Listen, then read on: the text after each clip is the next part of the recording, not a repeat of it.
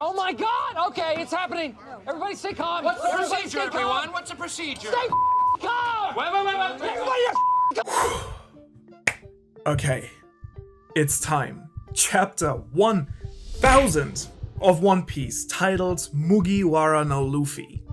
I've been waiting for this. I'm running on full adrenaline right now. This chapter was just all I could have asked for. Out of all the speculation that we had about what crazy reveals or flashbacks we might get, it all didn't even come close to the true nature of this. I'm not sure if it's just me, but I was absolutely blown away by just how raw this chapter felt. It was like Oda telling us to stop looking ahead and focus on the story at hand, because this is where the real action's at. The ending for me just perfectly embodies what the story's all about and why we fell in love with One Piece in the first place. And at the same time, it also forms the climax of all the events basically since the Sabaody arc, where the Verse Generation first came together. Oh, also in case you're wondering, this is my lovely quarantine room.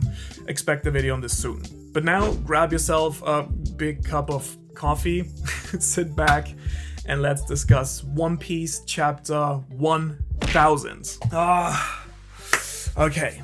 The first page basically establishes Luffy reaching the top of the dome, where the remaining Minks have disposed of any last enemies who could have blocked Luffy's way.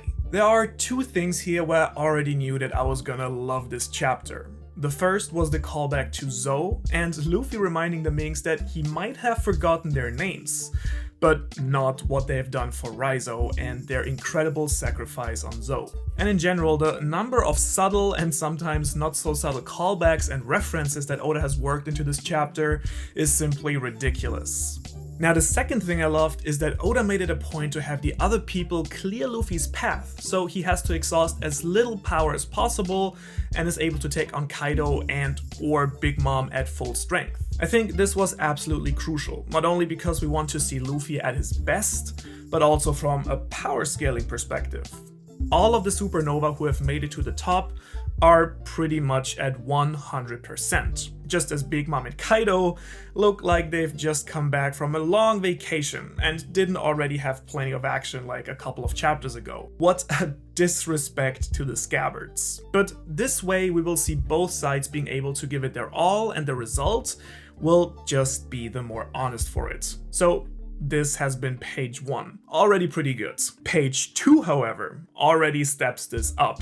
We see Marco showing off more of his unique devil fruit powers, easily dealing with both King and Queen, who, by the way, seems to have altered his entire body to the point where he almost seems to be more cyborg than person.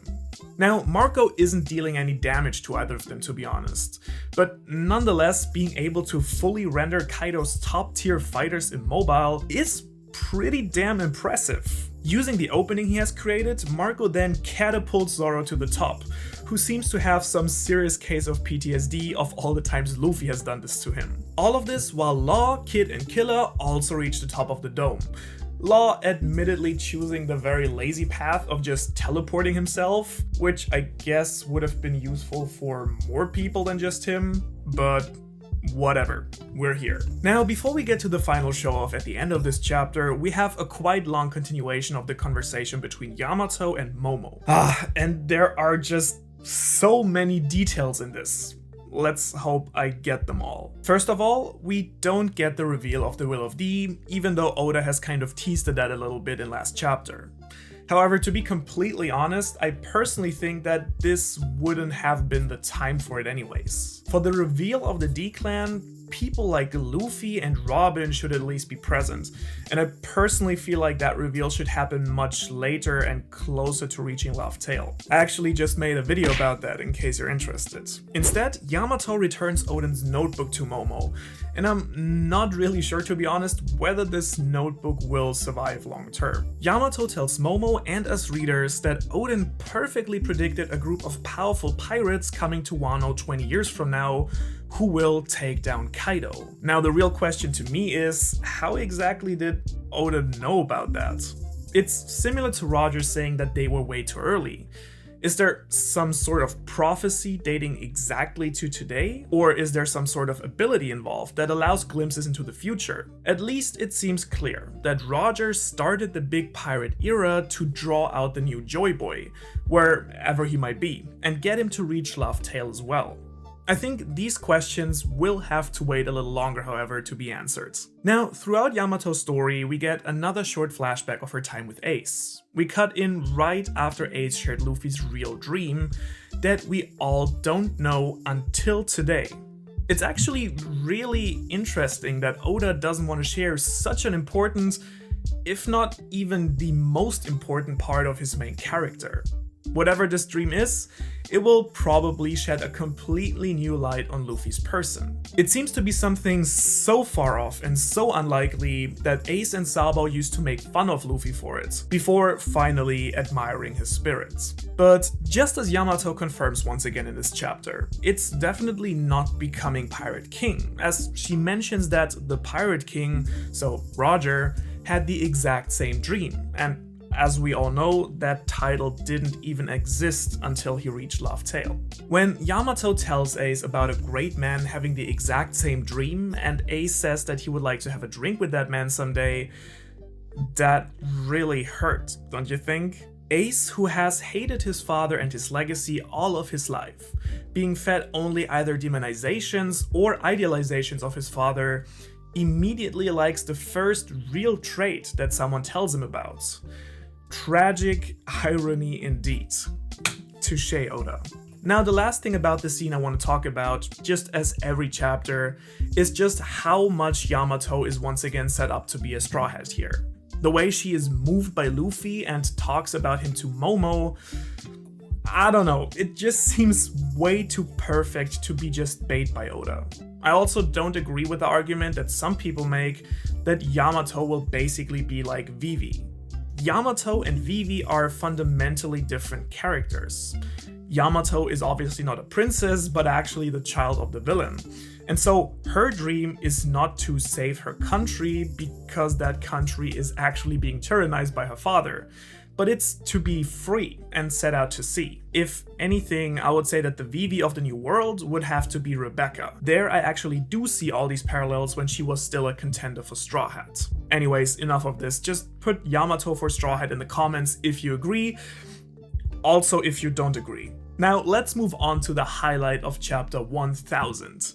Yes, I know, all of this was actually just a warm-up, can you believe it? Now, over Yamato's voiceover, we get a number of epic shots of the supernova and the two Yonko facing off. And in terms of balance, doesn't this fit perfectly? Instead of the Straw Hats taking on Kaido, we have Luffy, Zoro, Kid, Killer, and Law taking on both him and Big Mom.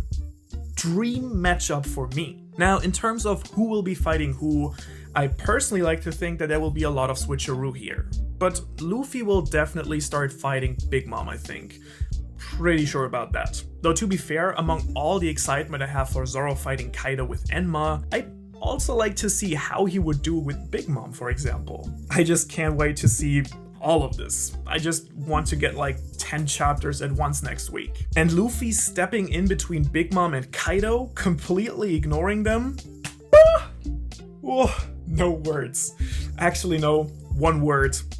Perfection. This is so satisfying to see. Just talking about it gives me goosebumps again. Same energy as Meruem, but even better, I would say, if that's even possible. The audacity that Luffy has to ignore two Yonko and just take care of Kinemon instead, promising the Scabbards to shoulder all of their burdens, all calm and collected. This is like the Nami moment, but next level. Also, seeing Kinemon's pain here breaks my heart.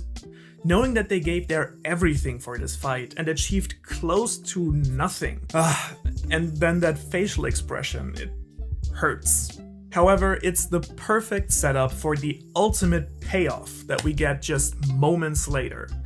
Law casually transporting down the Scabbards, again, cool, but why not do so earlier? And then Luffy having this quick flashback from Zou to Wano while going into Gear 3rd is just perfect callback before this big fight, reminding everyone who might have forgotten why Kaido deserves what happens next. Revealing his new technique, Gear 3rd Red Rock, which based on the kanji seems to be an upgrade to Red Hawk, looks just perfect. And it actually seems to me, correct me if I'm wrong, that this is not just regular Gear 3rd either, but basically loofing his Gear 4th only on his arm fused with Ryo, which I absolutely love. This upgrade is so powerful that it actually manages to take down Kaido, who I heavily doubt goes down voluntarily here. And the best part is, there's probably a Gear 4th version of this as well, no? My god, this fight, just give me all of the Supernova's best attacks already. And this hit here by Luffy was legit. Big Mom pretty much says as much. She knows that Kaido isn't playing around here. And Luffy saying his catchphrase right into their face after they taunted him for it. Perfect ending, perfect chapter. Just end the story right here. But, you know, don't. I definitely need more of this. Let me know all you have to say in the comments below. Thanks, guys. Peace.